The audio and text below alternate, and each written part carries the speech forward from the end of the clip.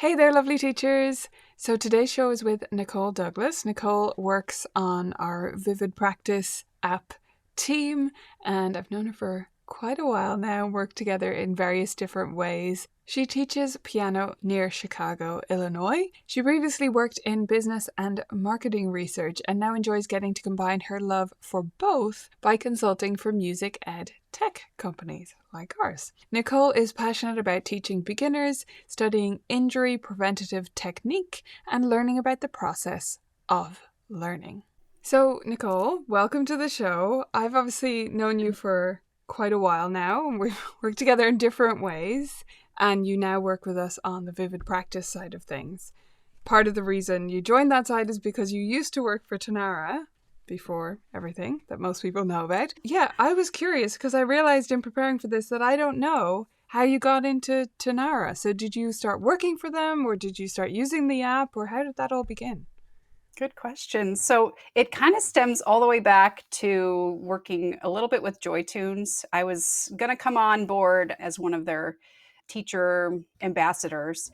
And then that was just right before they made the announcement that they needed to change their pay structure. So I got to know, an Israeli company and working a little bit with the tech side of things. And my dad is in computers. So I was raised with a lot of tech, so it's kind of always been in the back of my mind. So when that didn't work out, I was also looking for what other ways can I still use this tech side and also teach in my, because I teach students too in my private studio at home. Then I met Luann Pope, now Luann Knight, and she had been working for Practicia, which was with Sam Rao. And so I had done some, visits with him talking about how to make the app better and how to market it, because I also studied marketing in college. So long story short, she called me up and said, Nicole, you've got to come work for Tanara. Because when Practicia transferred over into Tanara, Mm. and I'm like, I'm just not really that big into like forcing my kids to practice and, you know, my students to practice. I wasn't someone who enjoyed, playing what my teacher told me to play. I wanted to play what I wanted to play. And I wasn't super big on timing practice either. Like, I didn't want to have minute goals. I wanted to just have goals of on adding the pedal or how does it sound or that kind of thing. But she said, you really need to check this out. And so I'm like, okay. Then I took some time to get to know the app and I talked to a couple of the people in charge at Tanara and learned about their philosophy. And of course, that company had, gone through many iterations of different software products they had tried before. Luann got me into it. And as I started learning about it and what the features were, I started seeing how much community can be built through just the group messaging with the students and the ability for students to message me during the week when they get stuck. That and also learning that I could organize all of my assignments so that I could just like start sending them out with just a little bit of customization to each student. So once I started using it, I was hooked on it, but I probably don't use it the same way. I mean, of course, we all can use things the way we want to, but Luann got me into it, and that's where I started to see the vision. I am so glad now to be with Vivid because it's like you took all the good parts of Tanara and put them all by themselves into a nice app that works. Well, I'm glad to hear it. Yeah, so do you remember when that was? When you first So started? with Tanara, yeah, so in 2019, Okay, yeah. because Because a practice lot of us, transferred at the me beginning of included, 20, yeah. Hmm. yeah, a lot of us, being myself included, were pushed into it by the whole pandemic. So it's Yes. interesting the people who started before that, the earlier Yeah. adopters who didn't have to be forced. And that was certainly a roller coaster being on the team when that happened. That was Mm, huge. I mean, in terms of like stress level and trying to help coach people through that moment and then balancing our own work life, family, and situations. So, yeah. So, yes, I started using it and working for them in 2019. And then I left them in 2021 and worked for Tim Topham. Did that for a couple years, and now I'm working with you and a few other people, just trying to make the music education world better. absolutely. that's how you started, and you said a Mhm, little bit about the community and some of the things you like about Tanara, now Vivid, or the idea of using a practice app in general. Why mhm. have you stuck with it? What makes it better than a notebook or a folder full of assignment sheets? I noticed a couple things. I noticed that I was having some really great experiences with one or two students on, they'd had a question about some kind of theory.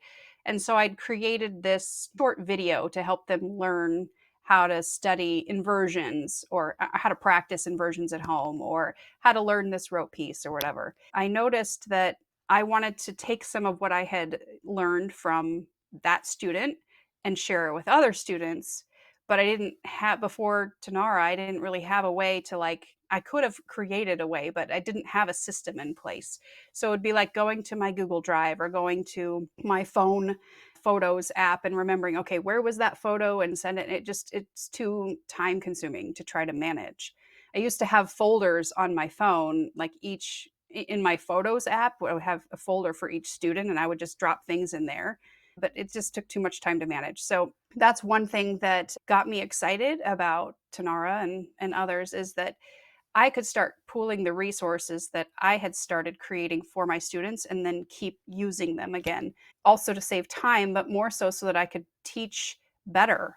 I could teach more. I could capitalize on the things that I had learned from my other students and use them again with others and seeing if what worked with one student could work with another. So that's one reason why I really became sold on it, which is why I think my focus ended up being more on organizing my life as a teacher rather than having it be about the practice experience for my students. It got to the point where I started putting everything in a practice app, even if the student didn't have permission to use the app at home, because I knew they weren't going to use it, but I was going to use it. I was going to go back and look at what did I assign you? Here's my notes. And before that, I mean, if we go way back, I was using Music Studio before that. And that was an app that was iOS only, and it was only for teachers. There was no student option. So when that died, because as apps do, then, it just kind of like, what am I going to do instead? So I had been using my music staff to type in notes that way. But again, it wasn't what I was looking for with user friendliness. So all that to say that it started with me feeling like it's going to help me be better organized. The underneath that layer is how can I help my students during the week? I had a new student that in the early days of me using Tanara, he was brand new. We had gone over like how to find middle C. I think he was about 10 years old. This is a little bit of an older beginner, and he's a boy, and his sister's taking, and she's so excited, and he's trying to find his way and find what Mm. he's going to be good at in music. He sent me a text through Tanara. So it was like we had permission from parents so he could message me during the week and I could check on him. And he just said in his little message, I forgot where middle C is. And that is such a simple thing. Mm. And I think if he had waited the whole entire week to come back and tell me that, he would have been embarrassed about that. But because he had a not face-to-face way to ask me just a simple question, I just texted him back in the app and just said, "Okay, do you remember how we talked about chopsticks and fork for the groups of 2 black Mm. keys and 3 black keys?" And then he was on his way and he was able to practice and he didn't have to wait till the end of the week to till the next lesson to get help. So just simple things like that really sold me on the idea that I want to provide a place for my students to reach me if they need to. And now I Yeah. remember in the early days of Practicia, and Luann would talk, so much about how cool it was, and she'd built this community with her students. I would see her, or when we were at conferences or whatever, and I would see her like watching all the videos of her students practice, and I thought, oh my gosh, I don't have time to do. I don't Yeah. want my messaging me all the time and sharing with me those things. And so I was resistant to even come onto Tanara because I was thinking it was going to be a huge. I didn't want my students to have access to me all the time. Yeah. Yeah, that I can set guidelines, I can set boundaries for when I'm available, when I'm not, and I have to educate my students, like, I may not get back to you right away, it's not a social media thing where, where you're gonna get likes all the time. It's just when I'm working, I'm gonna be able to message you back, and if I'm not, it's not because I don't care about you, it's just I've got other things going on, so I can learn how to use it in a way that fits with my teaching style, so Yeah. Absolutely. I love that you said that because I'd actually forgotten that I felt like that. Because I remember that being emphasized so much in the earlier days of Practisia or Tanara or any of those, considering them before the pandemic happened. And I thought, okay, we need to try this because the emphasis was on, you get to check your students' practice during the week. I was like, no, I can't do that. Like, I can't listen to hours and hours of kids repeating, I mean, hopefully hours and hours, right? Of 70 kids or whatever Yeah. repeating the same song, even if it's only 10 kids. I still think that's such, yeah, it's great that they can send you a video and be like, is this right? You know, this one little excerpt, that's great. And I'm happy to watch that and help them out. But I don't want to listen to all of my students practice. Like, that's extreme. But I agree with you that it's interesting as well that you said that it was about being organized as a teacher, because that's the part I didn't get before I tried it. I thought, oh, this is really about making students practice, timing their practice, all of this stuff. When I started using Tanara, it's only through using it that I realized, oh, no, this is for me. Like, it is for them as well. Mm-hmm. But it's the organization for me. And you're right that even if a student doesn't use the app, I'm still going to use Vivid Practice to organize their assignments and to organize because then I can, in our app, you can search what they Mm-hmm. did before, and like that is worth it alone. If you have a Yeah. student who's doing a book out of order, a repertoire book, not a method book, you can search and see, did they already do Boogie Rag or whatever? Mm-hmm. And you For have sure. your answer, rather than looking like a bit of a, I can't think of another word, so I'm going to use the Irish word idiot. Like just a bit of a, idiot is too strong, but anyway, a bit silly when you ask your student, let's do this piece next. And they're like, I think I did that, didn't I? Yes. So it's like, all the time we'll have situations where we're like not remembering what we did with our students previously. And it will hurt their feelings sometimes. They'll be really sensitive and be like, you didn't remember that that's what we did last week? And so Yeah. with this, I can just quickly look at the list right before their lesson starts too, or even look at last week or last month and just kind of quickly, oh yeah, that's this student. I would imagine it's similar to how doctors have to review a patient's file before they go in, because if they've got 100 patients, I'm so surprised at how much they remember about me when they walk in the door. But that's because they reviewed my chart before they come in. In Ireland, they just review it right there in front of you. There's no secret. They're just like, have you been in before? And then they type into the computer, like right there. But yeah, I agree. And I think it's something, and in the beginning, I had no trouble actually. As a new teacher, I always remembered all those Yes. details. But the Yes. longer you go on, things do blur together. I mean, you've taught that piece so many times. And once you have something to jog your memory, you go, oh, yeah, he made this great comment about that piece, like last week or whatever. You need Yes. something to rely on. And you can keep your own list, but this way it kind of brings it all together. So Yeah. If I could add too, like one thing I didn't realize that was slowing me down is accessing media files that are attached to assignments. So before I would have to go to my computer and I would go to my Finder app and I would search for the soundtrack that went with this piece that I'm teaching. And I'm a very eclectic teacher, so I've got like my hands in 4 or 5 different methods.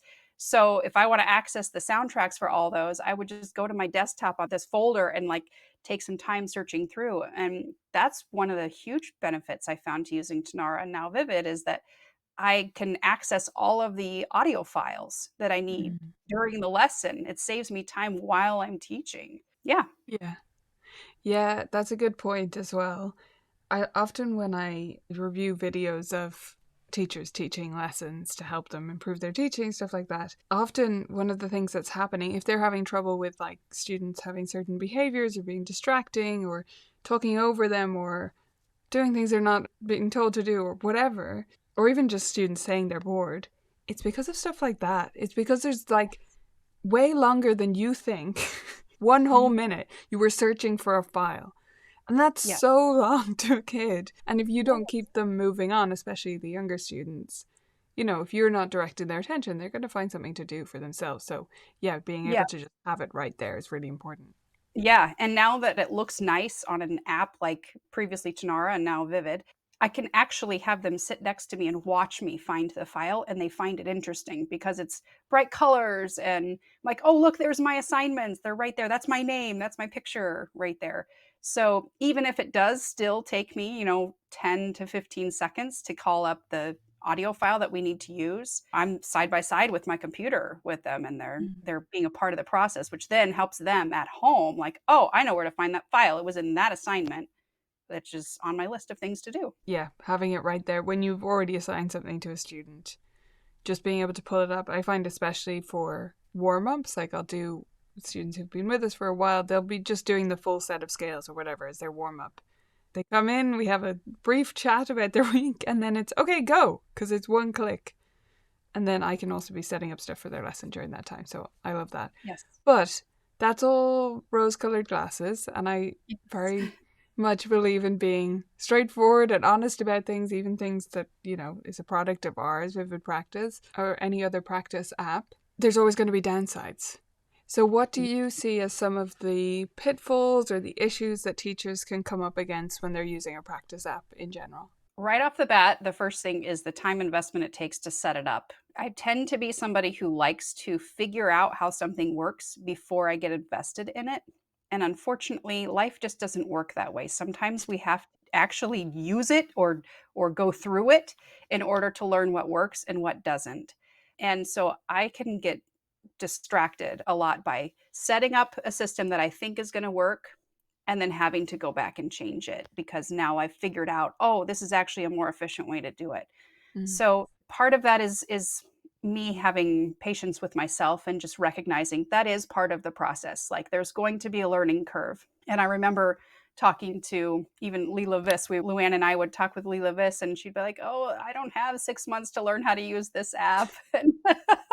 But even in 3 months' time, I was finding that I was repeating assignments with students. So like my 5-year-olds were, by the time they were 6, they were ready to do the things I had been doing with my previous 5-year-olds, or 6-year-olds. It is a time investment to kind of, even 3 months, maybe 6 months, and even after a year, you're still learning things. And that's just part of the learning, teaching journey. Having that kind of mindset has helped me navigate that. But that is a barrier at the beginning. You kind of have to take the time to learn. And then over time, it will teach you, you'll learn how to be more efficient about it. Similar to like if you're going to hire an employee, it takes more time to teach them what to do initially. But over time, it will save you time.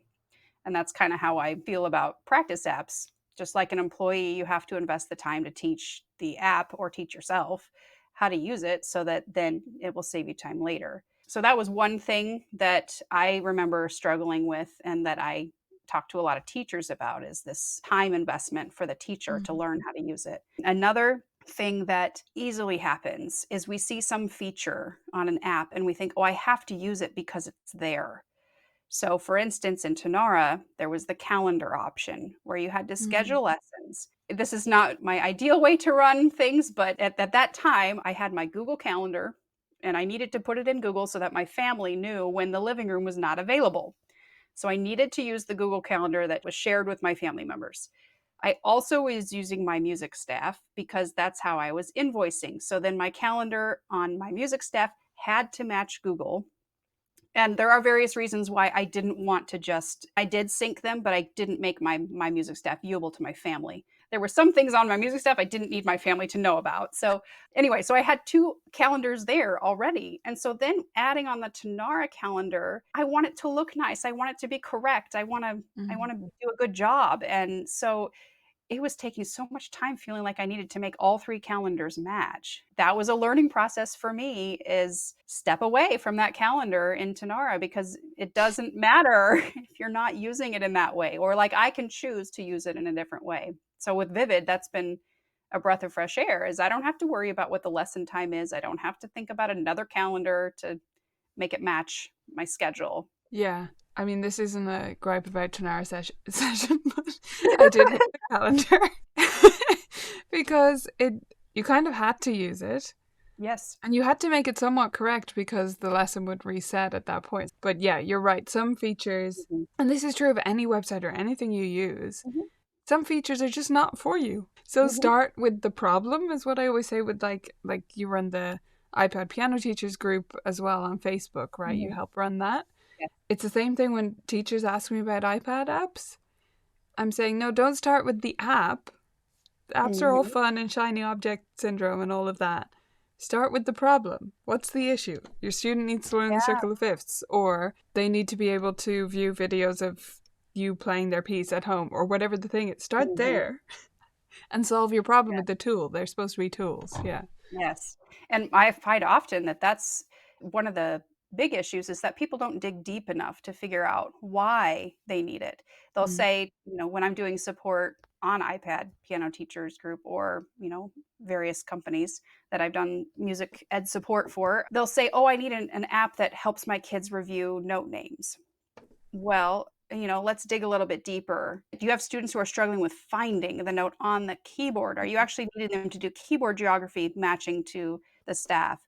Or are you saying they're having trouble reading a group of notes? Because that would be intervals. There's so many different types of note reading apps out there.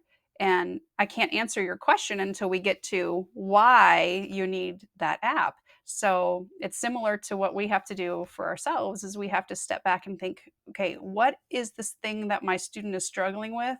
And try to get a little bit deeper than just the surface question so that you can get down to what is really going to help them. Yeah, I mean, to come back to the doctor analogy, it's knowing the symptom but not knowing what the disease is and then trying to apply a cure. You don't know what the underlying issue is, so you can't choose the right tool for the job. And apps, Mhm. all technology things, they're tools. That's what they are, right? And you have to Mhm. apply them to the right thing. Let's zoom out a little bit and get more general. What is your sort of philosophy about practice? How do you talk about practice with new parents in your studio? What's your view on Yes.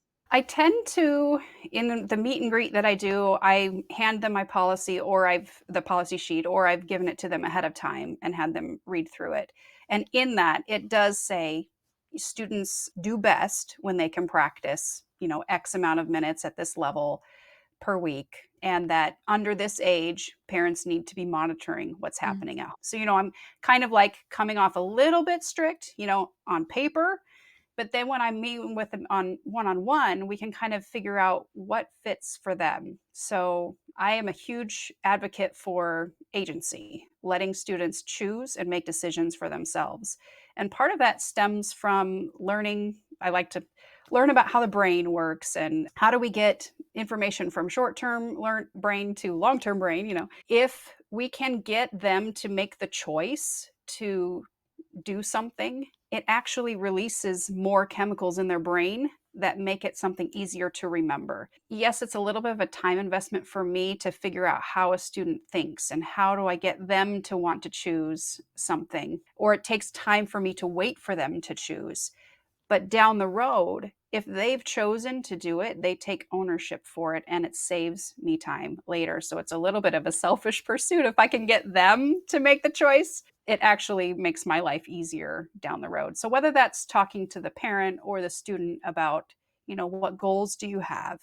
Okay, so you really want to learn for Elise. I have an adult student who's 67 and just retired, and that was her big goal is I want to learn how to play for Elise. And I'm like, I love it. Okay, so we have a goal, we have a purpose. If you want to do that, you're going to need to practice scales and note reading, like Mm-hmm. the pieces that you don't want to play right now in order to get you ready to do for Elise. And this is what it's going to take. But for someone else who walks into my studio and says, you know what, my child is just really struggling right now in school. They don't have a lot of friends. They're not fitting in sports. And we just wanted to try music lessons and just see if maybe that's their thing. My goals for that or my encouragement for them is going to be completely different. But I do talk about, music is a language. And if we don't use the language every day, it's going to be harder to recall what we've learned before. So I usually approach it from that. If I have a student that's walked into the studio and they haven't practiced that week, there's nothing I can do about it. They've already walked into my studio. And if I make them feel bad about that, we can guilt people into doing things. But what I learned from brain research is that when you do that, it doesn't put it in long term memory. Or if it does, it puts it with a negative association. And then you have to undo stuff later. So it's again efficient in from my teaching perspective, it saves me time if I can get them to choose and I can get them to not feel guilty walk into my studio, they haven't practiced. I'm like, that's okay. Okay, what's your goal? Remind them of their goal. Remind them of the thing that they chose and get them to realize that they need to practice. Mhm. Now, aside from that, I do provide performance opportunities. And for some students, we do some exams that are run through my state Music Teachers Association. So the students who choose to do those things, they are motivated to practice because they're going to be playing in front of people. And I really encourage my students to participate in at least 2 recitals a year. But my recitals are more like, let's share what you're working on right now and help people enjoy music. Those are just kind of like underneath, like, I'm going to try to remind you that music is to be shared. And if we want to do that, we do need to practice because you're not going to feel very good about yourself if you show up and you're not ready to play in front Yeah. of people. Yeah. So it's their goals, but it's also me kind of like pushing them a little bit to help them meet a few things that I feel like would be good for them to learn, even if that wasn't their main goal for having music lessons. Yeah, so you're guiding them, but you're not attempting to force the issue, as I've seen teachers with practice Mm-hmm. policies and stuff. It's just gonna, in many cases, Yes. backfire. But Yeah. also, the guilt thing is such an important point because that's something I see at a very extreme level where I meet adults, often parents of students or adult students that we might be taking on, or just people I meet out and about. And the usual line in Ireland, just because of the system, is that, oh, I learned from the nuns, is what they will say, meaning they learned through their school. And it was Mm-hmm. a fairly strict Catholic school. Not Mm-hmm. all nuns are mean or anything, but they mean that they were strict and they were forced to practice. And they often can play very well. Like they did achieve a Mm-hmm. lot through a lot of guilt and strictness. But do they play now? No. Because they Mm-hmm. don't associate playing the piano with joy and with ownership and with the things that they maybe wanted from it or that they would have enjoyed. Mm-hmm. So, and it does break my heart a little when I meet an adult who says, Yeah. "Oh yeah, I got all the way to grade 8, which is the last grade here, Mm-hmm. last exam sort of level, and then never touched it again." Literally, Mm-hmm. they will say that. As soon as I Yeah. passed the exam, that was it. And it's happening all over Asia too. I work with Irina Gorin, who teaches a lot over in China, and that's the culture over there is they must get to grade 8 by the time they enter high school. It's so prevalent that they play until that, and then they stop completely for high school until they can show that they're not going to be a lawyer or a doctor. And if they can't get into one of those schools or lines of professions, then they go back to music and become a teacher or, what have you. All throughout that pressure to meet those standards, they're injuring themselves, they're feeling bad about themselves or feeling like they're not good enough. And I'm sorry, I'm not meaning like a whole culture. I'm saying in general, when people feel like they have to perform at a certain level when they don't feel ready for it, there's just a whole host of problems that come down the road, and it's really sad. And that's why we do what we do is we try to change the perception of music. And I love all of the brain research that's coming out, especially through Anita Collins' Bigger Better Brains, I think is what it's called, Yeah. and several others out there too, that we're just showing that studying music is not necessarily about being able to play well. There's so much that can happen in your brain that helps you with life, processing patterns and language. And often, when I have a student who's not practicing, I just remind myself that there are some building blocks that are happening under the surface that I can't see. I'm just going to be patient and, inspire them so that they make the choice to keep going. It's okay to share an example. I had a transfer student come to me. Her teacher was in the hospital. I was very good friends with her teacher, and she was going to be in the hospital for a long time. So she asked me to take on this teenager student because her parents and this teenager, probably she was 8th grade, I think. So about 13, 14, the parents and this student were clashing so much. And this student had a lot of talent, but her mom was making her practice an hour every day. They were butting heads over it so much. And so they needed an intervention. And so I said, sure, come on over. Let's study together for 6 months while my friend's in the hospital. And it was a lot about educating the parents. I built up a relationship in 2 weeks with the student. And I said to the parents, I need you to not remind your child at all to practice for 2 weeks. And we're going to give her the chance to choose to practice on her own, and let's see how it goes. And then in the lesson, I was saying to the student, you don't want to go back to that way, do you? You don't want your mom to have to remind you. You don't like fighting with your mom. So what are you going to do about it so that you don't have to be reminded? Or if you do want your mom to remind you, then teach her, this is how I need you to remind me. I want you to send me a text, or I want you to put a post-it, or whatever it is. But I want it to come with chocolate. yeah. Maybe it would have been what you said, but whatever. I do Yeah. agree with you that it's about their Mhm. choice. Yeah. It takes time to teach parents how to step back from what they knew Mm. about practice and music lessons. And they're operating from a perspective of, I've invested so much money into this talent and I can't let it go to waste. And if I don't push you to practice, you're going to quit. And then you'll feel like me, who quit piano lessons too. So it's stepping back and addressing the anxiety of the parent as well as the student so that we can help them both realize it's in their best interest on both sides to let the student be the one to be in charge of that. And of course, it depends on the age and the situation, but Yeah, no, I mean, I love that you brought up culture as well because it's interesting. A lot of people know a lot of the things that I say often. Some of this sounds opposed to the way I do things.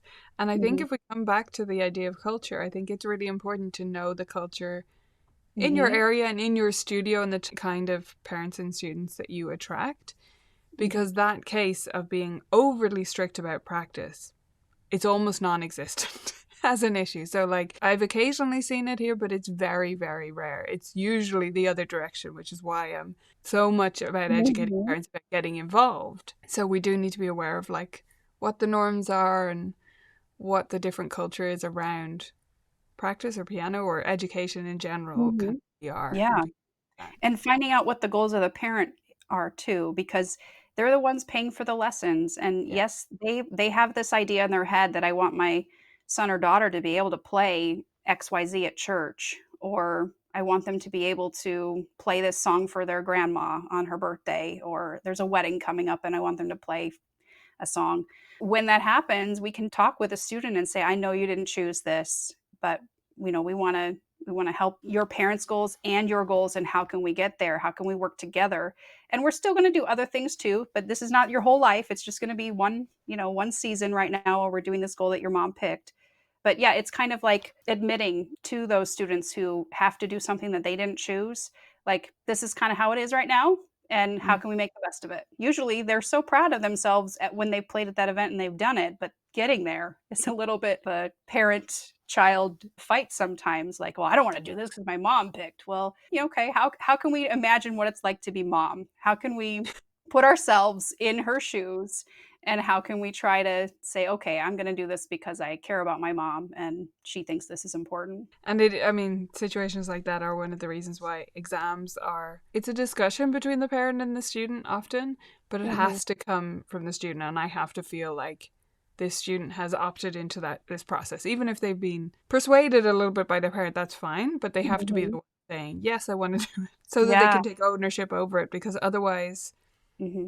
nothing's going to happen. It's not going to achieve anything. It's often going to send them in the opposite direction. So, Yes, and it's also about connecting it to that bigger goal. So, like, if you have a student, I have a high schooler who's like thinking she wants to major in music education. So then I'm the one bringing up exams, saying, if you do these exams, they're going to help you so much by the time you get to college. Even though you're not going to want to be a piano major, if you're mm, going to be in music ed, you need to know the theory. These exams are a way to get you to your bigger goal. So the exam is not the goal. The goal is bigger than that, and it's leading you there. absolutely. Okay, this has been a fascinating discussion. I'd like to finish up with just a little bit of advice, maybe, if you have a teacher, if you there's a teacher out there who's considering the switch to a practice app or switching how they do practice in their studio. What Mhm. advice would you give them as they contemplate that decision? So, we talked a little bit about how it's going to take time to learn how something works, to decide what's right for you. And I think it is helpful if you step back and figure out, like we mentioned before, what's the issue you're needing help with?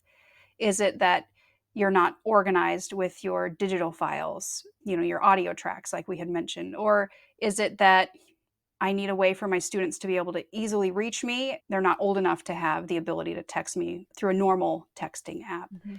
so on down the line. Like, figure out what is missing in my studio, and then that can help you go to these different options and say, okay, these are the things that I'm needing. How can your app, or how can your system helped me with that.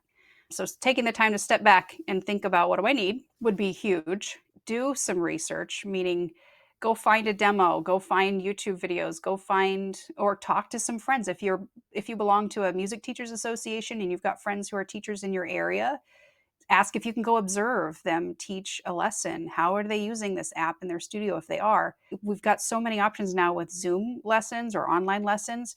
Ask if you can step in and observe through Zoom. I would just like to, in college, you learn so much that way. Just you're required to observe other college students taking their lesson. And then you're sitting there taking notes and you have to write a report on what you learned from watching this other student take their lesson.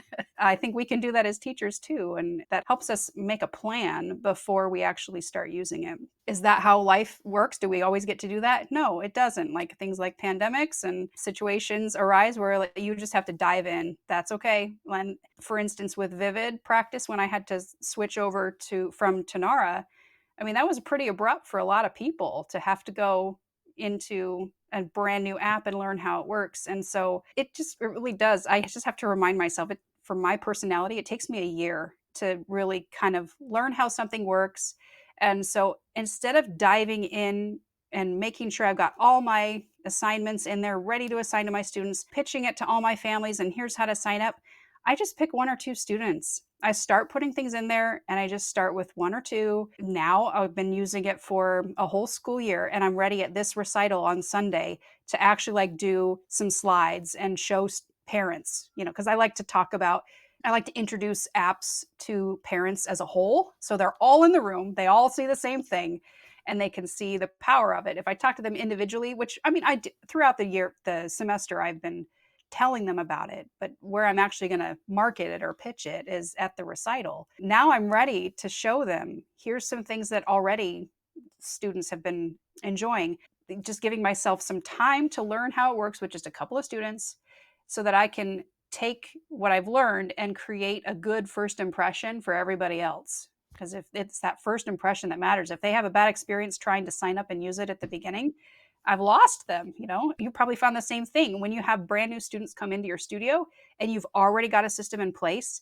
There's no question about it. They just start doing it. And that's another great way is just maybe you just start with whoever your next new student is. Just try it with that. Yeah. So starting baby steps and doing some thought before if you can. Yeah. To figure out what your goals are. Well, that's great advice. And I bet some people are already thinking, whether it's a practice app or something else that you wanted to say to all the parents about putting some things into their next recital. Or, I mean, I often do a parents' evening at the start of the school year, so that's another way to do it. But I think, they're all already here. It's a great little idea. Like one time I did a little short presentation on rhythm cups because I wanted them to learn how it works so that they're not thinking like, how does this relate to piano? So everybody got a cup in my recital and they got to do rhythm cups together so they could experience the fun. And when I started using Piano Maestro forever ago, one of my recitals, I asked a parent who had never taken any piano before to come up and just play the very first couple of songs in the journey mode. And the whole room was cheering for the parent. Like it was amazing. So it's just like creating little experiences for parents to see how much fun you can have with these various tools. So it's not about me giving a lecture or a presentation on here's the new thing you have to learn how to do. It's about how can I present this in a way that makes it like, oh, I want to do that. My plan on Sunday is to show like, look at these cool stickers. Like, wouldn't you like to get the sticker that encourages you to practice? When your child is fighting with you because they forgot what to do, tell them to send me a message. Like I can find ways to pitch the app as in like, this is in your best interest as a parent to have your child use this app. Yeah, that's fantastic. I can already think of so many things. People could present and do in a fun way like you did with Rhythm Cups, exactly like that, where they're interacting with it, but then they get, oh, you're not just wasting lesson time. I get the purpose of this now, without you having to spell it out or give any kind of lecture. So I love that. And thank you for sharing so much about your practice philosophy and different experiences you've had with practice apps and things like that. It's been great. Yes. Thank you so much for inviting me.